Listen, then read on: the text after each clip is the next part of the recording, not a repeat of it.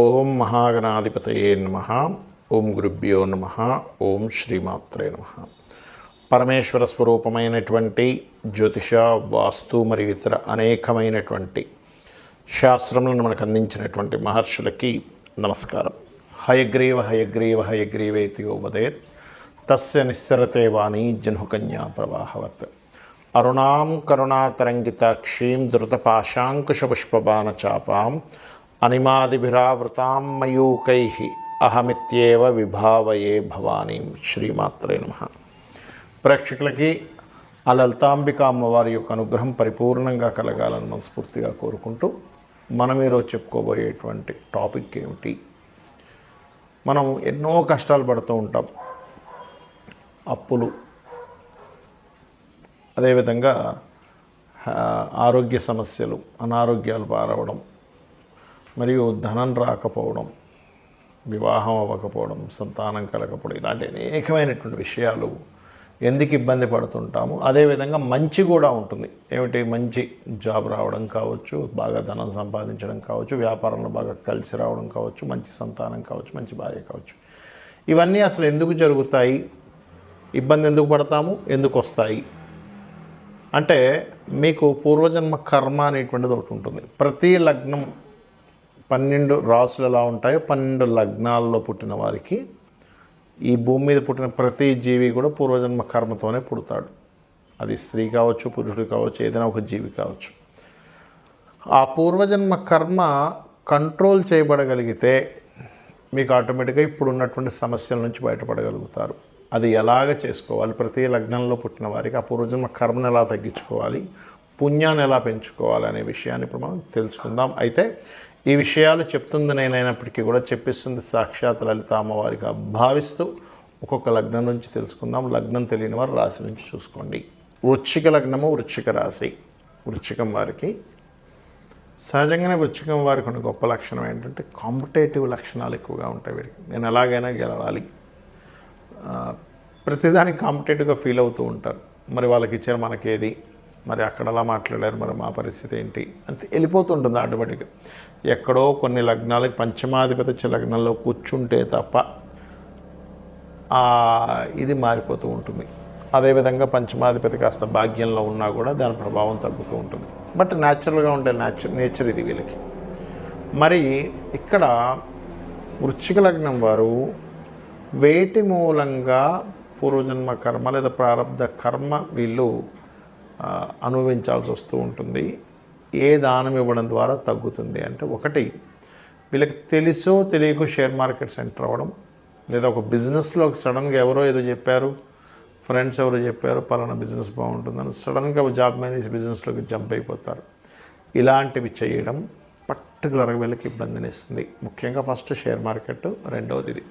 లేదా స్నేహితుల ద్వారా, గుర్తుపెట్టుకోండి, ఇవి వీళ్ళని ఇబ్బందిని ఇస్తాయి.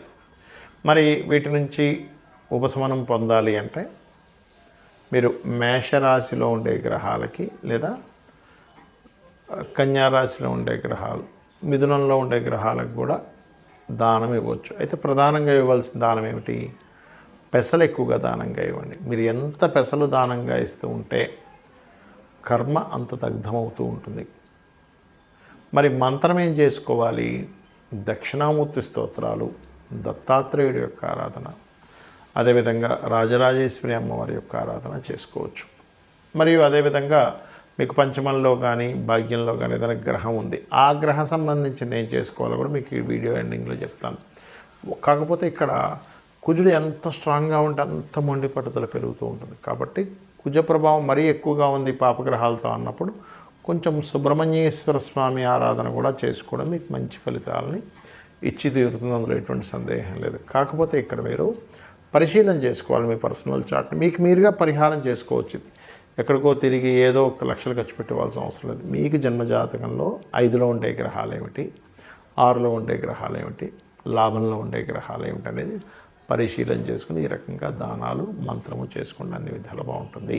ఉదాహరణకి మీకు ఏ దానాలు ఇవ్వాలో చెప్తానని చెప్పాను కాబట్టి, రవి గనక ఉన్నాడు మీకు 6వ స్థానంలో, లేదు మీకు ఇప్పుడు దాకా చెప్పినటువంటి పూర్వజన్మ కర్మ ఏ రాసుల్లో ఉండే గ్రహాలని చెప్పాను కదా, ఆ రకంగా రవి కనుక ఉన్నట్లయితే గోధుమలు దానంగా ఇవ్వండి.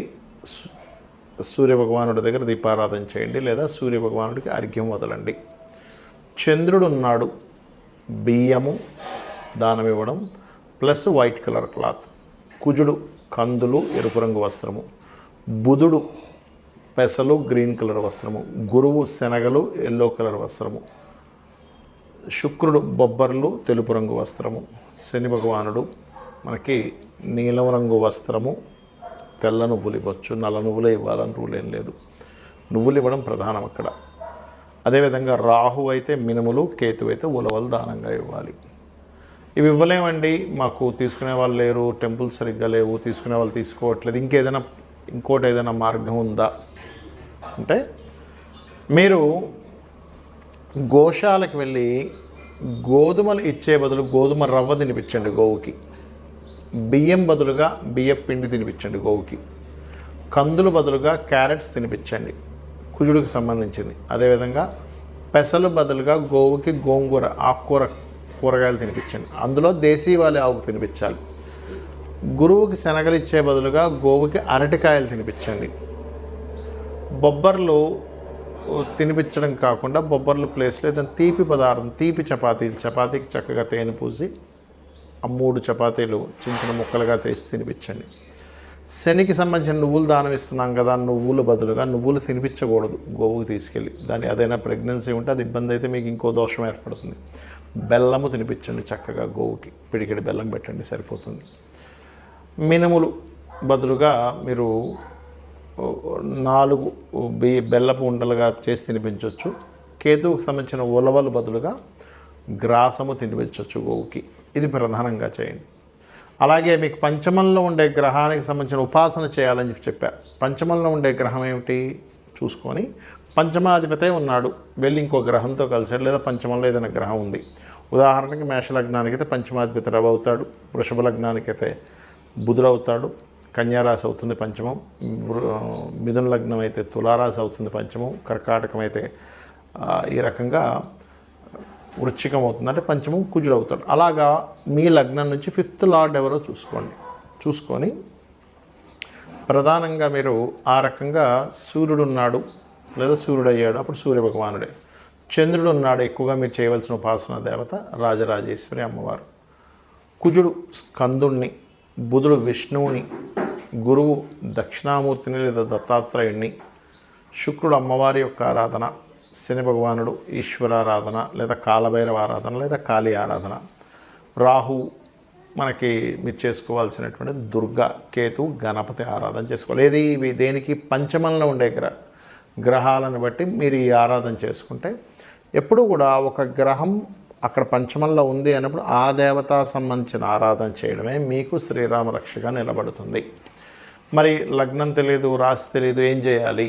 సింపుల్, లలిత చదువుకోండి లేదా సూర్య నమస్కారాలు చేసుకోండి. నాకు నక్షత్రము, రాశి, లగ్నం ఏమీ తెలియదండి, నేనేం చేయాలి అంటే దీనికంటే బెస్ట్ మరొకటి లేదు. చక్కగా ఉదయం నిద్ర లేచి సూర్య నమస్కారాలు చేసుకోవడం, మీరు సూర్యుడికి అర్ఘ్యం వదలడం, చక్కగా సూర్యభగవాన్ ఎదురుగా నిలబడి మనస్ఫూర్తిగా నమస్కారం చేసుకోవడం, లలితా సహస్రనామాలు వినడం కానీ చదవడం కానీ చేయండి ఉదయము సాయంత్రం. దానికి మించిన రెమెడీ మరొకట్లేదు. అలాగే ఇక్కడ మీ జన్మజాతకంలో ఎటువంటి గ్రహ దోషాలు, చాలా దోషాలు ఉంటాయి. బాలారిష్టాలని, లేకపోతే నీకు పలానా ఎల్నాడిసనని, లేకపోతే పలానా రకరకాలు ఉంటాయి. ఎలాంటిది ఉన్నా ఒకటే గుర్తుపెట్టుకోండి, వీటన్నిటినీ నడిపించేది అమ్మవారు. అమ్మవారు నడిపిస్తుంది కాబట్టి నేను అమ్మవారిని పట్టుకుంటే శక్తిని ఇస్తుంది, తట్టుకునే శక్తిని ఇస్తుంది అనేటువంటి కాన్సెప్ట్ ఒకటి మీ మైండ్లోకి రావాలి. ఆటోమేటిక్గా మీకు అన్ని విధాలా బాగుంటుంది. శ్రీమాత్రే నమః.